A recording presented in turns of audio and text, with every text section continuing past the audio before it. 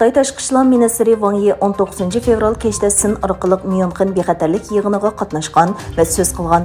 Wang Yi Birlashgan Davlatlar Tashkiloti kishilik huquq oliy komissari Michel Bacheletning Sharqi Turkistonni o'z ichiga olgan ziyoratini qarshi oladiganligini, lekin buning tekshirish maqsadida bo'lmasligi kerakligini aytgan.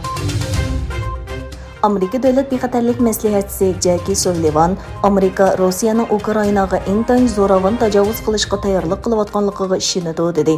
Yana bir tarafdan Angliya bosh ministri Boris Johnsonning bayonotchisi Rossiya prezidenti Vladimir Putinning Ukrainaga tajovuz qilish planining allaqachon boshlanganligini aytdi.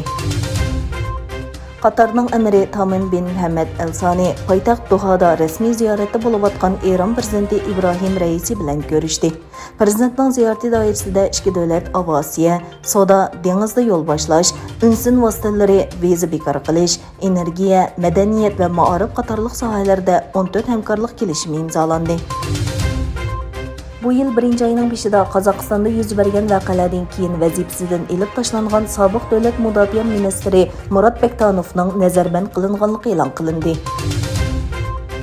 Xitoy Tayvanga qurol setishni bahona qilib, Amerika mudofaa sanoati shirkati Lockheed Martin va Raytheon texnikasini jazo tizimiga kirgizganligini e'lon qildi.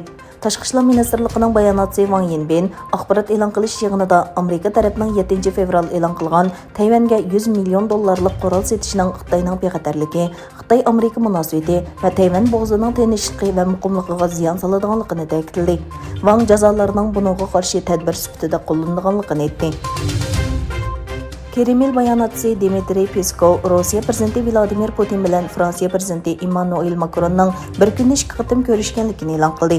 Bayonotchi Peskov ikki davlat rahbarlarining Ukrainaning vaziyatini davomli suhbatlashadiganligini aytdi. Italiyaning Canberrada turishliq bosh elchisi Francesca Tardioli dam olish uchun kelgan yurtidagi turalg'usining balkonidan yiqilib qazo qilgan.